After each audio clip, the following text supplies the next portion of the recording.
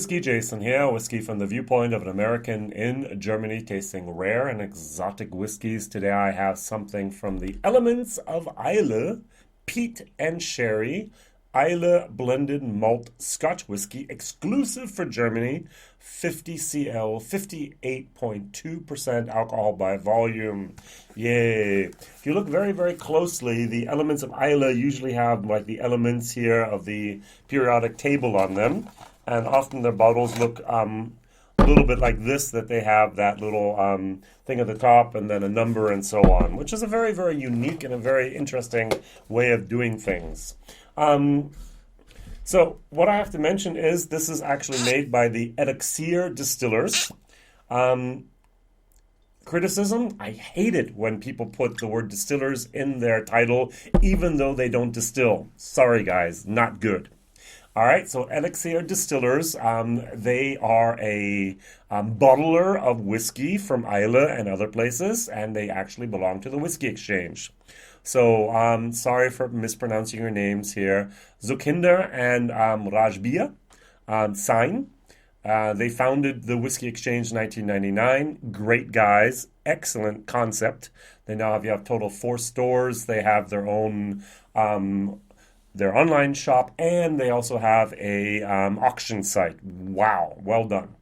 2008, they came out with the Elements of Islay. Very, very nice. 2009, they came out with this Port Askik. Later on, they came out with the Single Malts of Scotland, and then they have the 1920s Blender's Glass. So they're doing a lot of things. What they're not doing is they're not distilling. So don't put distillers in your name. All right, so Peat and Sherry. This is whiskey base number 146502. It's a total of 500 bottles, each 500 milliliters. I'll get to that in a second. Now, if you type in Peat and Sherry into WhiskyBase, for example, the biggest, at least for me, the biggest online platform database for whiskey bottles, you will see that there's a bottle for Germany, there was a bottle for the Whiskey Exchange, no wonder, with 56.8%. It went for £50 for the Le Maison de Whisky in Paris, 58.5%. I didn't have a real price on that. Secondary market's €100.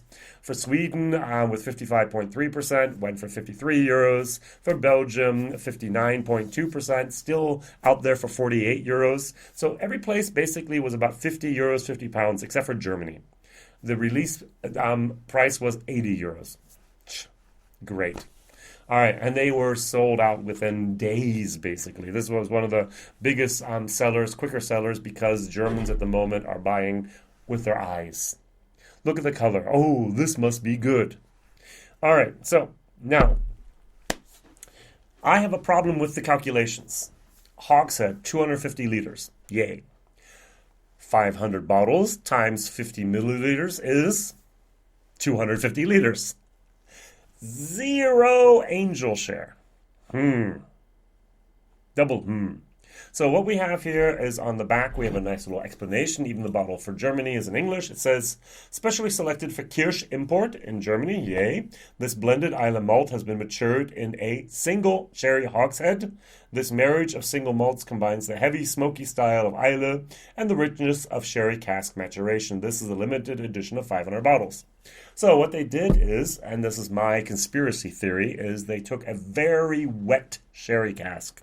I'm talking 5 to 10 liters of sherry in there, and then they put in their 480, 490 liters worth of spirit from Islay.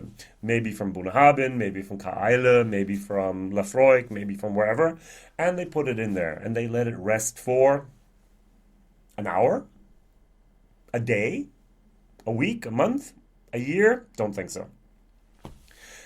This color is not wood color. This color is sherry color. Conspiracy theory, please prove me wrong. Nosing. Sweet, sweet, sweet, sweet. So, I actually have a bottle from the Whiskey Exchange here. That's the Bunnahabhain 2008 Monet. This is at 57.4%. And when I pour a little bit here into my glass, you will see you see it already, but you can see even more, now in a moment, the color difference, all right?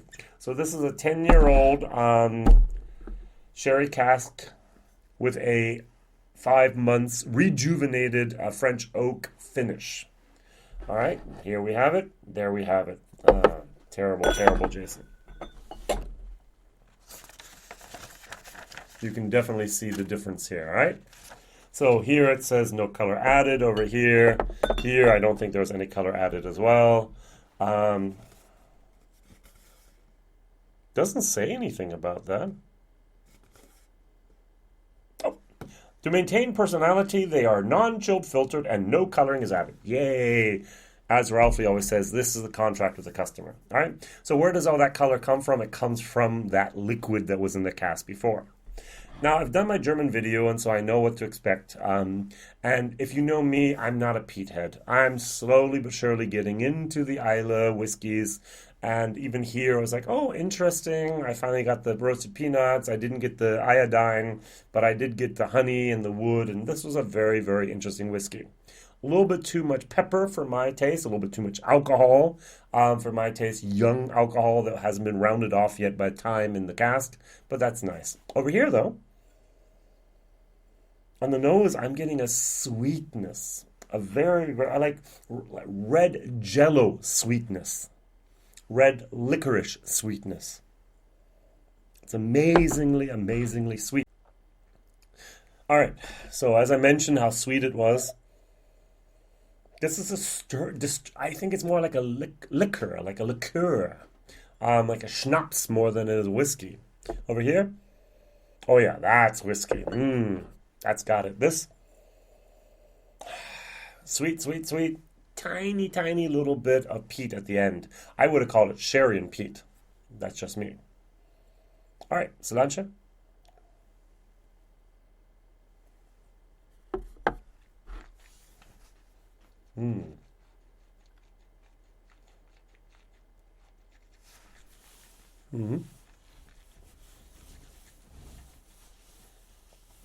Wow. Sweet. Sweet, sweet, sweet, sweet, sweet. The first thing that really, really surprises me is I don't get the 58.2%. There's alcohol a tiny little bit there, but the sweetness overpowers, dominates everything that's going on here. As I said, think like a Capri Sun tropical fruit. Think red licorice liquid. Think of a red jello liquid. I'm not getting whiskey. I'm getting a sherry with a lot more percentage than it usually should have. And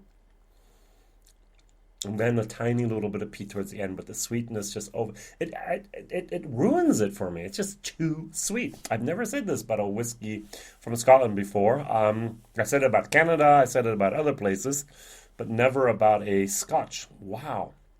All right, just a tiny little comparison going over here to our Bunnahabhain 2018 Moni. Smells like a Islay whiskey.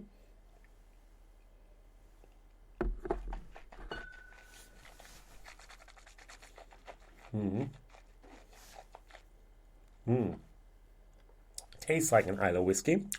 You get the nice little peat, the ash.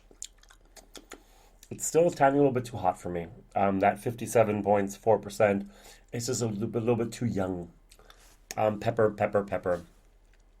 But this, it's not too young. It's just too sweet. I actually did a bottle share with this. I only had 40 CLs left over because I took 5 and I have a friend that I'm doing a live stream with. I gave 5, so it's only 4.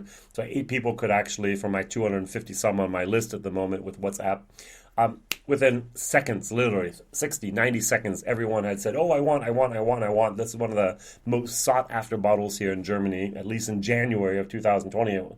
It was, now at the time of recording in March 2020, they're all sold out, and people who have them are hoarding them, they're sharing them or whatever, or reselling them for much higher prices, which I think is terrible.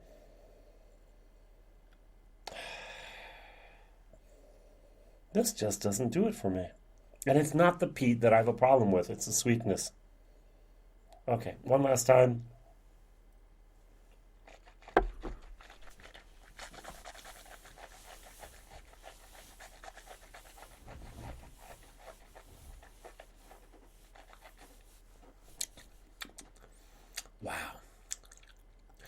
almost corn syrup. Is that they just poured some corn syrup in there. All right, I'm going to give it a C minus minus. I'm going to give it a D minus for value for money. They are about the same price, 80 euros for this, 100 euros, 120 for this. Different sizes, 07, 05, so they're almost about the same there. I would drink this every day of the week more than this. It's just not a great experience. It's not whiskey like I am used to it. Maybe if you're helping someone get into the whiskey world, I wouldn't give them cask strength anything. I don't know what other people thought, but I'm not really here impressed. The Queen and Jason are not impressed. All right. My question of the day is, what was the sweetest whiskey you've ever had? There's a whiskey from Canada, and it's something with Hill. Can I get it real quick? Yeah. Signal Hill. I thought this was also one of the sweetest whiskeys I've ever had. It's non-chilled filtered. It's a product of Canada. It's 40%. I wasn't a great fan of it because it was too sweet as well. But hey, what's your sweetest whiskey? At the moment, it's going to be this. This is sweeter than that. I know that for definite. J.P. Weiser's triple barrel is also very, very sweet. 10-year-old.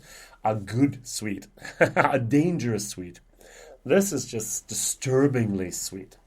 All right, WhiskyJason here, whiskey from the viewpoint of an American. As I said, what's the sweetest barrel, the sweetest bottle you've ever had, which was whiskey and not some type of flavored whiskey or whatever. Thank you very much for watching. Please like, subscribe, tell others about this crazy American over here in Germany who criticizes whiskeys and just does not praise them all the time. Sorry, that's the way things are. And in my life, I review them and I say, hey, if they're good or bad. And I also review bad whiskeys, in my opinion.